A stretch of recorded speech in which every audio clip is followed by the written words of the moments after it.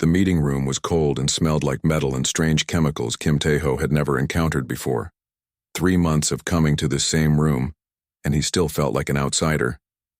The walls were made of some alien material that seemed to shift colors when he wasn't looking directly at it. The chairs were too small for humans and the air was too thin. But the aliens didn't seem to care about human comfort.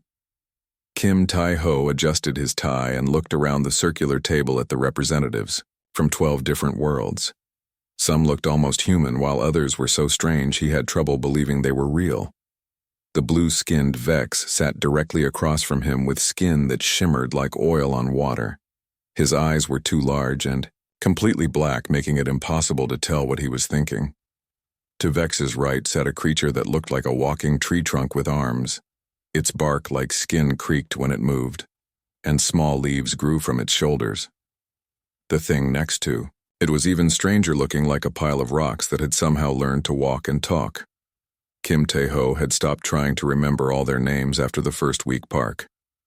So-min sat beside him, tapping notes into her tablet. Her dark hair was pulled back in a tight bun, and her glasses reflected the strange lighting of the alien station. She had been his translator and assistant for these talks, and Kim Tae-ho trusted her completely. She was young, but brilliant, and she understood the political games these aliens were playing better than most diplomats twice her age.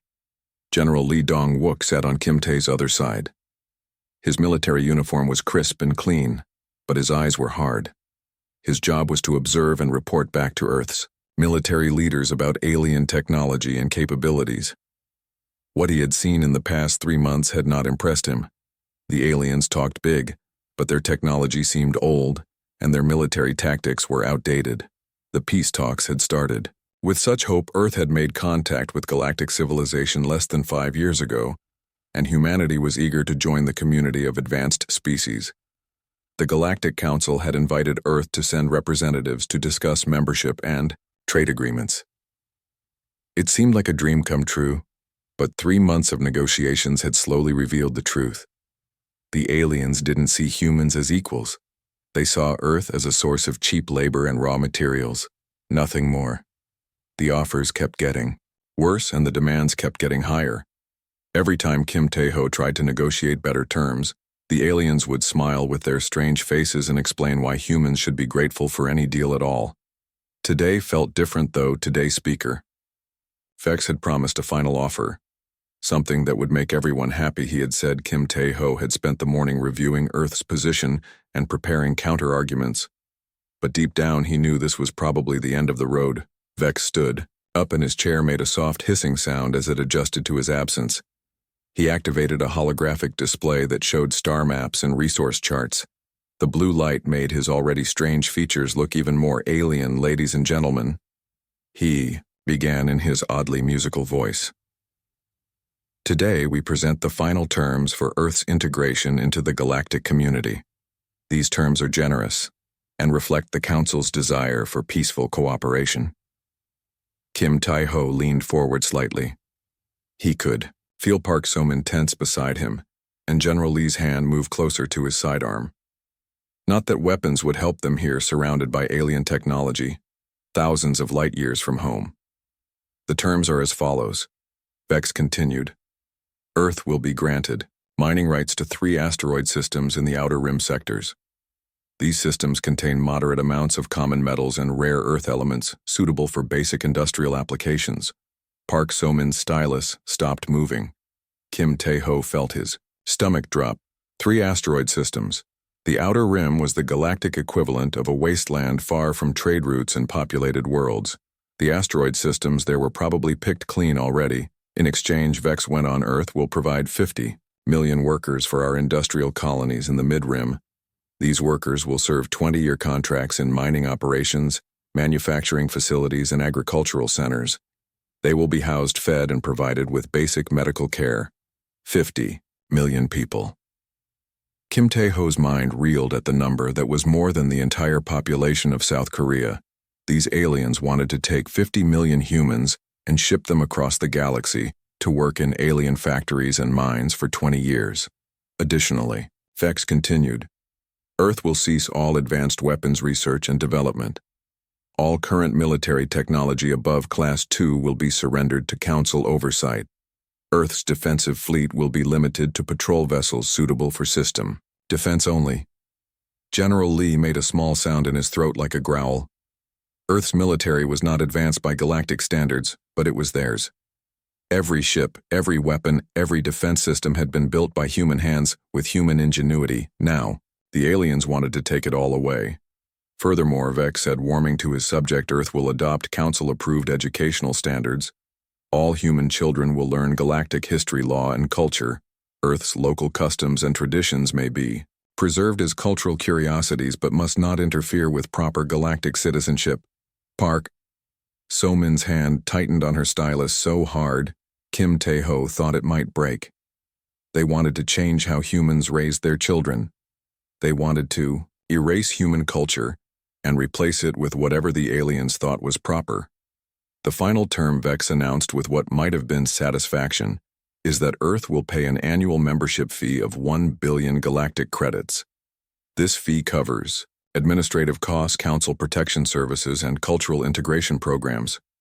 Kim Tae-ho sat in stunned silence. The numbers were impossible. Earth's entire economy couldn't generate 1 billion galactic credits in a decade. The aliens were asking for something they knew Earth couldn't provide. These terms are non-negotiable, Vex said, sitting back down. The Council has spent considerable time and resources developing this integration plan. We expect Earth's response within 1 galactic standard day. The room fell silent except for the soft humming of alien machinery. Kim Tae-ho looked at the faces around the table. Some aliens looked bored, as if this was just another routine business transaction. Others seemed amused, as if they were watching children play at being adults' park. So-Min leaned over and whispered in his ear, "Sir, these terms are impossible. They want us to become slaves." General Lee's voice was barely audible when he spoke. "Mr. Ambassador, they never intended to treat us as equals. This was always about exploitation, Kim." Tae-ho felt something cold and hard settle in his chest. He had come here hoping to secure humanity's place among the stars. He had imagined Earth joining a community of advanced civilizations working together for mutual benefit. Instead, he had found a galactic protection racket that saw humans as nothing more than resources to be harvested. He thought about the 50 million people the aliens wanted, the men and women who would be torn from their families and shipped across space to work in alien mines. He thought about Earth's children being taught to forget their own history and culture. He thought about humanity's military being dismantled and their planet left defenseless. The realization hit him like a physical blow. These aliens weren't offering peace. They were demanding surrender. They wanted to break humanity's spirit, make them grateful for whatever scraps they were given, and turn Earth into just another client state providing cheap labor and raw materials. Kim Tae-ho stood up slowly. His chair scraped against the floor, making a harsh sound that seemed to echo in the sudden silence. Every alien eye in the room focused on him. Some looked curious, others impatient. They were waiting for him to accept their generous offer to thank them for allowing humanity to join their galactic community. Instead, Kim Tae-ho looked directly at Speaker Vex and said the word that would change everything. The quantum communication array deep beneath Seoul hummed with activity as the message from the alien peace talks reached Earth. President Choi Min-ho sat in his reinforced office 300 meters underground, surrounded by the most advanced technology humanity had ever created. The walls were lined with screens showing data from across the solar system and beyond. Foreign Minister Yoon Hee-jin burst through the heavy doors, her usually perfect composure cracked with anger. Her hands shook as she activated the main display screen. The recorded message from Ambassador Kim Tae-ho filled the room with his tired but determined voice. "They offered us slavery dressed up as partnership," she said, her voice tight with rage. 50 million of our people sent to work in their mines and factories for 20 years. They want us to give up our weapons, our culture, our freedom. Everything that makes us human. President Choi Min-ho watched the recording play out, seeing the moment when Kim Tae-ho stood up and said no to the entire Galactic Council. The president felt a surge of pride mixed with deep concern. Earth was now completely alone in a galaxy full of alien powers, who clearly saw humanity as nothing more than a resource to be exploited. Defense Minister Nam Ji-hoon entered the room carrying a secure tablet. Her military uniform was crisp, but her eyes showed the strain of months of preparation. The defense minister had been planning for this moment since the first day of the peace talks. She had never trusted the aliens, and events had proven her right. "Sir," she said, activating her tablet, "Project Solaris is ready to launch. We have been preparing for this scenario since the talks began. If the Council will not accept us as equals, then we will show them what humanity can accomplish on our own." Dr. Kang Hyun-woo, the head of Earth's Secret Space Development Program, stepped forward from the shadows where he had been waiting. His lab coat was stained with chemicals, and his eyes held the gleam of a man who had been working 18-hour days for months. The doctor had been developing technology that would change everything. The automated construction fleets launched 12 hours ago. He reported with satisfaction. "We have 200 ships heading to resource-rich systems outside Council space. Each ship carries everything needed to establish mining operations, construction facilities, and defensive platforms." President Choi Min-ho felt his heart rate increase. 200 ships was more than Earth had ever built before. The secret construction project had been consuming enormous resources. But if it worked, humanity would leap from a single planet species to a multi-system civilization overnight. "What about defense capabilities?" asked Foreign Minister Yoon Hee-jin. "We saw what happened to species that tried to resist the Council before they were crushed militarily and economically." Dr. Kang Hyun-woo smiled grimly and activated another display. This one showed technical specifications for weapons and ships that looked nothing like the crude technology Earth had shown to the aliens during the peace talks. While we were negotiating publicly, our best engineers were developing these in secret. We have been preparing for war while hoping for peace. The weapon systems displayed on the screen were decades ahead of anything the aliens had shown during their demonstrations. Advanced energy weapons faster than light engines and defensive shields that could stop anything in the galactic arsenals. Earth had not been idle during the peace talks. General Park Jae-sung, commander of Earth's hidden fleet, stepped forward from his position near the communications array. His uniform bore no insignia that would identify him to alien spies, but everyone in the room knew his reputation. The general had been handpicked to lead humanity's military response. If diplomacy failed, we currently have 300 combat vessels in various stages of completion, he reported. Our shipyards on the far side of the moon have been working around the clock. The aliens think we have maybe 50 ships for system defense. They have no idea we have been building a fleet capable of challenging major galactic powers. President Choi Min-ho stood up and walked to the large display showing the current position of human ships throughout the solar system and beyond. What he saw amazed him. Hundreds of vessels were moving to predetermined positions. Some were heading to establish colonies, others were taking up defensive positions around Earth and the other human worlds. "How long until we are ready for full independence?" he asked. Defense Minister Nam Ji-hoon consulted her tablet. "We need 6 months to complete the current phase of expansion. After that, we will have established colonies on 30 worlds, mining operations on over 100 asteroids, and a defensive network that will make any attack on Earth prohibitively expensive." Dr. Kang Hyun-woo added technical details. "The alien technology we observed during the peace talks is impressive but not insurmountable. Our new ships are faster, more maneuverable, and carry weapon systems designed specifically to counter their advantages. We have been studying their weaknesses for months." Foreign Minister Yoon Hee-jin looked worried about the political implications. "What about the other species in the galaxy? Surely some of them are unhappy with Council rule. If we can show them an alternative, we might gain allies' intelligence." Director Kim Soo-jin, who had been silent until now, stepped forward. Her department had been monitoring alien communications and gathering information about the political situation throughout the galaxy. What she had discovered was encouraging. 17. Species have expressed private dissatisfaction with Council policies, she reported. 9 have actually approached our intelligence operatives about the possibility of alternative arrangements. If we can demonstrate that resistance to the Council is possible, other species will follow our lead. President Choi Min-ho felt the weight of history on his shoulders. The decision he made in the next few minutes would determine humanity's future in the galaxy. They could try to negotiate better terms, with the Council accept some form of subordinate status and hope for gradual improvement, or they could bet everything on their secret preparations and declare independence from galactic civilization. The communication array chimed with an incoming priority message. Ambassador Kim Tae-ho appeared on the screen looking exhausted but determined. "Mr. President," he said, "the aliens are giving us 24 hours to reconsider our rejection of their terms. They seem to think we will panic and accept their offer rather than face the galaxy alone." President Choi Min-ho looked around the room at the faces of his advisors.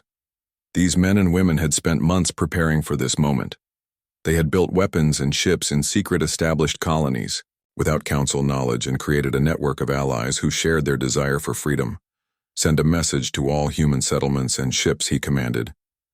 "Tell them the Council has shown their true nature. We will not accept slavery disguised. As partnership, humanity stands alone, but humanity stands strong." Defense Minister Nam Ji-hoon smiled grimly. "Should I give the order to begin?" Phase 2 of Solaris Phase 2 was the moment of no return. Once those orders went out, human ships would begin claiming territory, establishing colonies, and defending their new settlements against any alien interference. It would be a declaration of independence that could not be taken back. "Yes," the President said. "Give the order. Let the galaxy see what humanity can accomplish when we are free to reach our full potential." As the orders went out across human space, President Choi Min-ho thought about the 50 million people the aliens had wanted as workers. Those same people would now become colonists, explorers and defenders, building a human civilization that would span the stars. They would do it not as servants to alien masters, but as free citizens of a human empire. The galaxy was about to learn that humanity had never been asking for permission to join galactic civilization. They had been preparing to replace it. Captain Song Jin-woo stood on the bridge of the Earth defense ship Indomitable, watching the massive view screen display the beautiful blue and green planet below. Kepler 442b was perfect for human colonization, with breathable atmosphere, abundant water, and rich mineral deposits. The planet was also completely outside Galactic Council territory, which made it legally available to anyone brave enough to claim it. 6 months had passed since humanity walked away from the peace talks, and those 6 months had changed everything. The secret fleets that Earth had been building were now spread across dozens of star systems, establishing colonies, mining operations, and defensive positions. The galaxy was discovering that humans were far more capable than anyone had imagined. Communications Officer Bak Soo-jin looked up from her station with concern written across her young face. "Captain, we have incoming ships on long-range sensors, Council markings, and they are moving fast toward our position." Song Jin-woo studied the tactical display showing 12 alien vessels approaching the human colony. Below on the planet's surface, nearly 10,000 human colonists were building homes, farms, and industrial facilities. They had come here, willingly leaving Earth behind to build something new under alien stars. "How long until they reach us?" he asked. "About 30 minutes, sir," replied Navigation Officer Han Min-soo. "The lead ship is broadcasting on Council enforcement frequencies. They are demanding that we respond to their hail song." Jin-woo had been expecting this moment for weeks. The Galactic Council had been sending enforcement fleets to harass human expansion efforts, but so far they had only encountered small groups of human ships. This would be the first major confrontation between Council forces and a fully established human colony. "Put them through," he ordered. The main screen flickered and showed the bridge of an alien vessel. The creature in command looked like a giant insect with multiple arms and compound eyes that reflected the bridge lighting. Its voice came through the translators as a series of clicks and buzzes. "Human vessel, you are in violation of Galactic Council expansion protocols. You will immediately evacuate this planet and submit to Council authority. This system is now under Council protection." Song Jin-woo smiled coldly as he responded. "This is human territory now established under interstellar salvage and colonization laws. If the Council wishes to dispute our claim, they are welcome to file a formal complaint with the Human Colonial Authority." The alien commander seemed confused by this response, as if no one had ever told the Council no before. "You do not understand, human. This planet is now claimed by the Council. Your people must leave or face the consequences. What consequences? Asked Song Jin-woo, genuinely curious. The alien ships began moving into attack formation. Their weapon systems powered up, and target locks appeared on the human ship displays. The council had apparently decided that diplomatic solutions were unnecessary when dealing with stubborn humans. Tactical Officer Oh Min-seok reported from his station. Sir, I am reading plasma cannon signatures and missile tubes opening on the council ships. They appear to be preparing for combat operations. Song Jin-woo felt a surge of excitement rather than fear. The human ships had been designed specifically to fight council vessels, using intelligence gathered during months of diplomatic meetings. Earth had studied alien technology, weapons, and tactics while pretending to negotiate for peace. All hands battle stations, he announced over the ship communication system. Prepare to show these aliens why threatening humanity is a mistake. The Indomitable was one of the new Aurora-class destroyers built in secret shipyards on the far side of Luna. It was smaller than the Council enforcement ships, but it carried weapon systems that were decades ahead of anything the aliens possessed. The battle began when the lead Council ship fired a plasma bolt that would have vaporized any normal vessel. Instead, the Indomitable energy shields absorbed the blast completely and redirected the energy into the ship power systems. Oh Min-seok reported with satisfaction. Sir, enemy plasma bolt absorbed and converted to ship power. We are now operating at 112% power capacity. Song Jin-woo laughed at the shocked expressions on the alien faces displayed. On his screen return fire, he ordered, show them what human engineering can do. The Indomitable main gun fired once, sending a concentrated beam of energy that sliced through the council ship shields like paper. The alien vessel split in half and exploded, in a brilliant flash of light that illuminated the entire system. The remaining council ships responded by firing everything they had at the human vessel. Plasma bolts, missiles, and energy beams filled space around the Indomitable, but the human ship moved like a dancer, avoiding most attacks and absorbing the rest without significant damage. Baek Soo-jin reported from communications. Sir, we are receiving distress calls from the council ships. They are requesting immediate reinforcements and reporting that human technology is far superior to their intelligence estimates. 2 more council ships exploded under the precise fire from human weapons, while the others began to retreat toward the edge of the system. The entire battle lasted exactly 17 minutes, and when it was over, half the council enforcement fleet was destroyed, while the Indomitable had not suffered a single casualty. As the surviving alien ships limped away, Song Jin-woo opened a communication channel to the retreating vessels.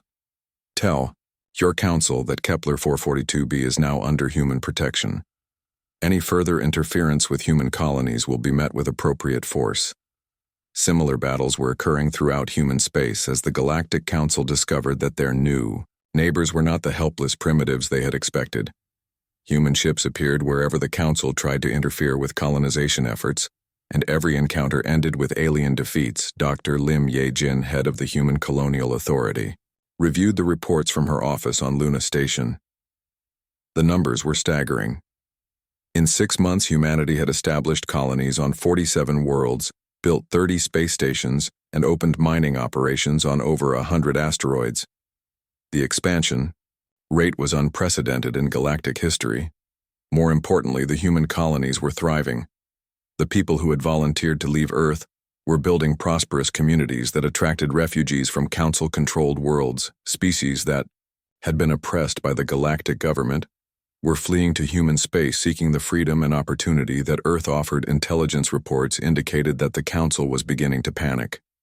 Their member species were asking uncomfortable questions about how a primitive species like humanity had managed to build such an advanced civilization so quickly. Some were even suggesting that perhaps the Council had made a mistake in rejecting human membership. Admiral Park Jae-sung, commander of the rapidly expanding human fleet, met with colonial leaders to discuss the next phase of expansion. The admiral had grown up dreaming of exploring the stars, but he had never imagined that humanity would accomplish so much so quickly. We now have the 3rd largest fleet in the galaxy, he reported to the Leadership Council. Our ships are faster, more powerful, and better designed than anything the Council possesses. We have established territorial control over regions that took other species centuries to claim. The success was not without challenges. Human colonies faced attacks from pirates, hostile alien species, and the harsh realities of frontier life. But every challenge made the colonists stronger and more determined to build something better than what the galaxy had offered them. Trade between human colonies was booming as each world specialized in different products and services. The agricultural worlds provided food for the mining colonies, while the industrial worlds manufactured goods for the frontier settlements. Earth provided advanced technology and skilled personnel, while the colonies sent back rare materials and new discoveries. Most importantly, the human expansion was attracting ally species that had been marginalized. By the Council were approaching human diplomats about joining the growing network of free worlds. The Galactic Council was discovering that their monopoly on interstellar civilization was being challenged by something they had never encountered before: a civilization that offered freedom instead of control, prosperity instead of exploitation, and hope instead of resignation. The galaxy was changing, and humanity was leading the way toward a better future for all species. Council Speaker Vex stood before the massive holographic display that dominated the emergency session chamber. His blue skin had lost its shimmer, and dark circles under his black eyes showed the strain of sleepless nights. The display showed the current state of the galaxy, and what he saw there terrified him more than any enemy fleet or natural disaster. Red markers indicated human colonies spreading across dozens of star systems like a virus. Yellow markers showed Council worlds that had requested permission to establish trade relationships with human settlements. Green markers represented species that had already left the Council to join what humans called the Commonwealth. The map told a story of galactic civilization collapsing faster than anyone had thought possible. Intelligence Chief Quinn clicked her mandibles nervously as she prepared her report. The insectoid alien had served the Council for 30 years and had never seen anything like the human expansion. In just 18 months, she explained, humans have established over 200 colonies, built the third largest fleet in the galaxy, and claimed territory that took most species 50 years to acquire. The emergency session included representatives from only 23 species, down from the original 47 that had made up the Galactic Council. Half of their members had either joined the human Commonwealth or declared neutrality in what historians were already calling the Quiet Revolution. The remaining Council members sat in worried silence as report after report detailed their declining power and influence. Councillor Thrix, his rocky features grinding with frustration, demanded answers. How is this expansion possible? Our intelligence. Reports indicated that humans were a young species with limited industrial capacity and primitive technology. They should not have been able to build even a dozen colonies, let alone hundreds. Vex felt sick as he provided the answer that everyone already suspected: our intelligence was completely wrong. Humans were never negotiating in good faith during the peace talks. They were buying time to prepare for exactly this scenario. Every day we spent in negotiations, they were launching ships, building colonies, and establishing the infrastructure for independence. Trade Minister Yael brought up the economic reports, and the numbers were devastating.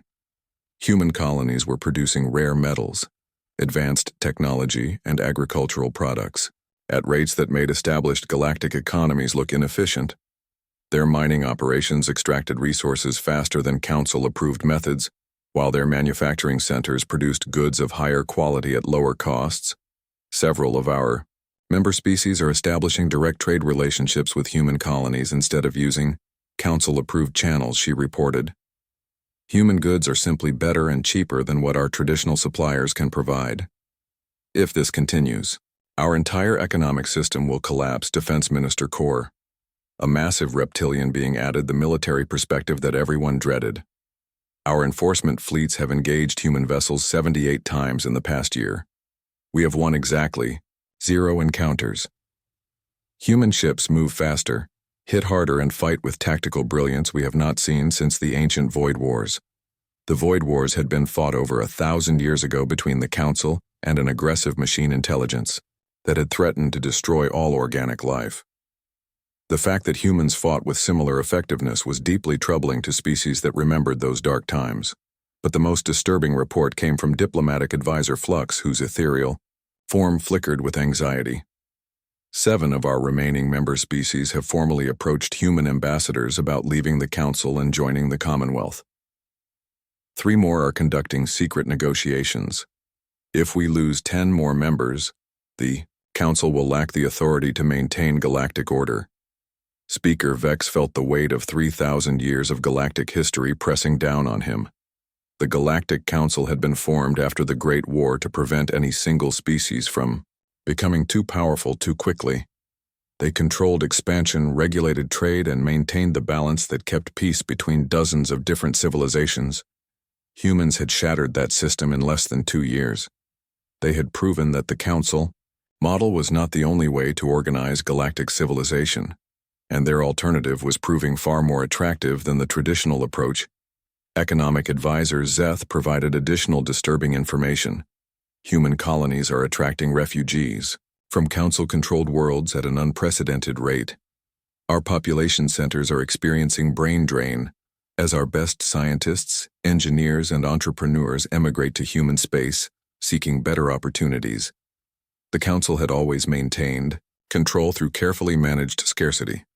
Resources were distributed according to strict quotas, expansion was limited by bureaucratic approval processes, and innovation was controlled through licensing requirements. This system had worked for millennia because there had been no alternative. But humanity offered something the galaxy had never seen before: unlimited opportunity for anyone willing to work for it. Human colonies welcomed immigrants regardless of species and provided them with opportunities to build better lives than anything the Council could offer.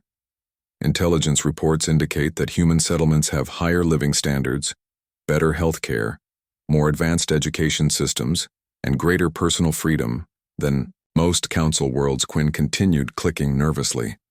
Many of our citizens are beginning to question why they should remain loyal to a system that provides less than what humans offer to complete strangers. Councillor Bricks, a floating jellyfish-like creature, asked the question that everyone was thinking. What do we do now? We cannot defeat them militarily. Their economy is more efficient than ours, and they are attracting our best citizens. What options do we have left? The chamber fell silent as the remaining Council members contemplated their impossible situation. They had spent 3,000 years believing that their system was the pinnacle of galactic civilization. Now a species they had dismissed as primitive was proving them wrong in every possible way. Speaker Vex looked around the chamber at faces that showed fear, confusion, and growing desperation. The alien species that had once ruled the galaxy with confidence were now facing the possibility that they had become obsolete. We have 3 choices, he said finally. We can try to negotiate with the humans and hope they will accept some form of power-sharing arrangement. We can attempt to rally our remaining members for a final military confrontation with the Commonwealth. Or we can accept that our time as the dominant power in the galaxy has ended. Defense Minister Kor spoke first. A military solution is impossible. Human fleets outnumber ours, and their technology is superior. Any war would result in our complete destruction. Trade Minister Yael agreed. Economic competition is equally hopeless. Human productivity and innovation make our traditional industries obsolete. We cannot match their efficiency or quality. Diplomatic advisor Flux provided the final piece of bad news. Negotiation may also be impossible. Human ambassadors have made it clear that they have no interest in joining or reforming the Council. They believe our entire system is fundamentally flawed, and they may be right. Speaker Vex felt something he had never experienced in his long career as a galactic leader: the complete collapse of everything he had believed about how civilization should work. The Council had maintained peace and prosperity for thousands of years, but humans had built something better in less than 2 decades.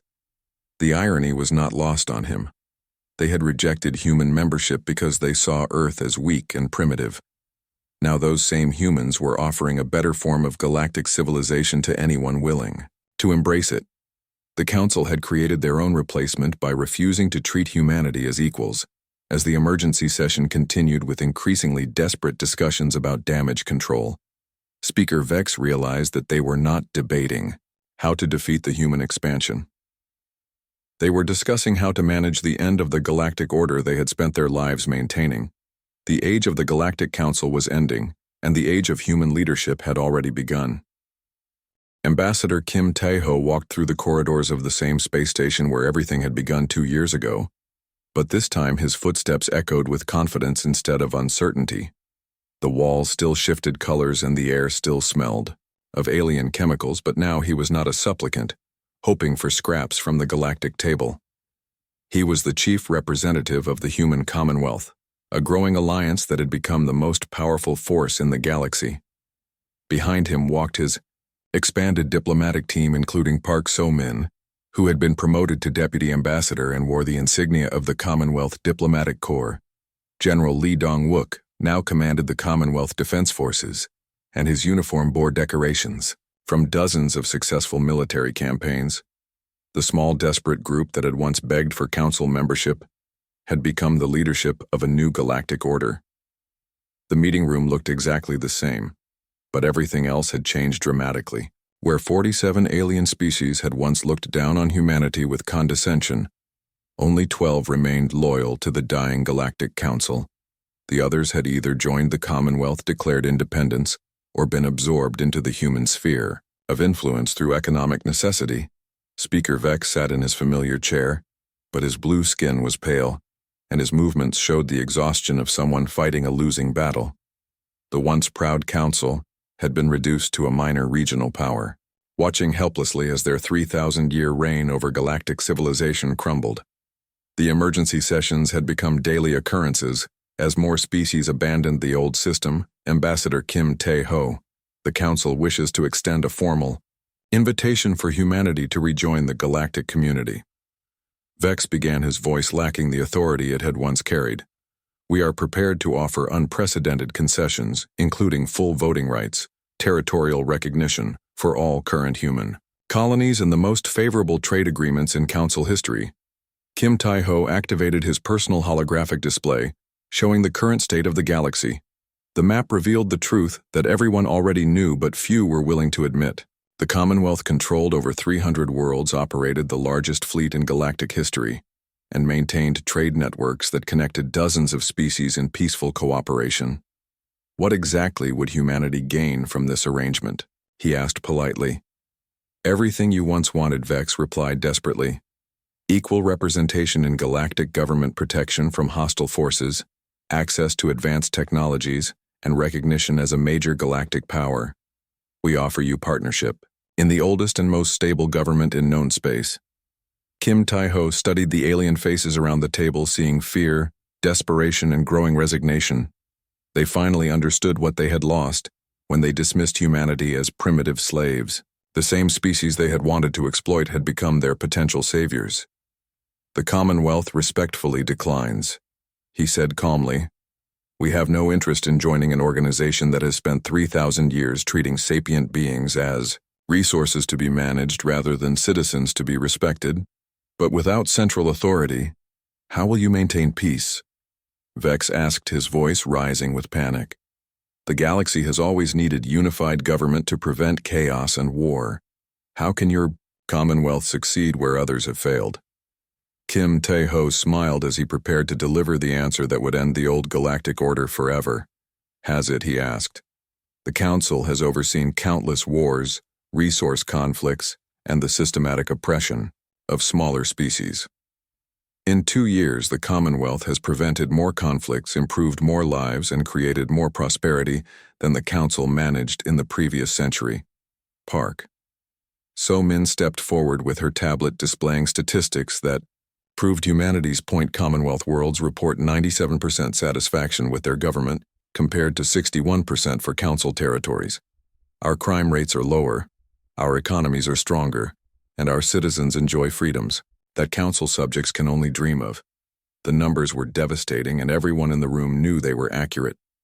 Commonwealth worlds thrived because they were governed by consent rather than decree. Citizens had real voices in their government, rather than distant bureaucrats making decisions for them. Innovation flourished because there were no artificial restrictions on research and development. General Lee Dong-wook added the military perspective that sealed the Council's fate. Commonwealth. Defense forces have resolved 43 territorial disputes through negotiation rather than warfare. We have ended 5 civil wars through diplomatic intervention and peacekeeping operations. Our military exists to protect rather than conquer. Contrast with Council methods was stark. The old government had maintained order through fear and overwhelming force. Commonwealth forces were invited by local populations to help solve problems rather than imposing solutions from above. The difference: ineffectiveness was impossible to ignore. Intelligence Director Kim Soo-jin, who had accompanied the diplomatic mission, provided the final piece of evidence. 17 former Council species have reported dramatic improvements in living standards. Since joining the Commonwealth, average income has increased by 200%, crime has decreased by 60%, and population growth has reached sustainable levels for the first time in generations.